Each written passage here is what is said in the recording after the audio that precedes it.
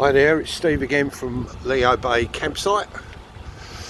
I'd like to show you an installation we've done with a lithium system which features an EcoTree lithium 320 amp hour battery, loads of power from that, controlled by a Victron Orion Smart 30.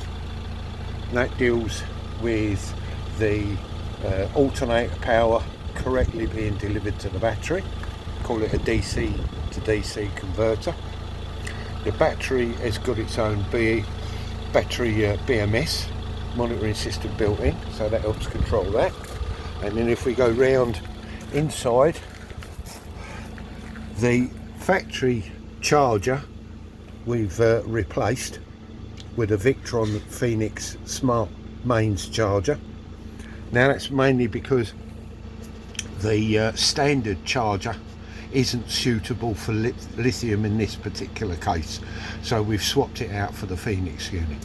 Now all of this system then works with the Victron Smart app on your mobile, which will allow you to monitor exactly what's going on. Not a cheap setup by any means. This battery here is about £1,800–1,800. Yeah, it's expensive, but bundles of power, especially if you're living in the van.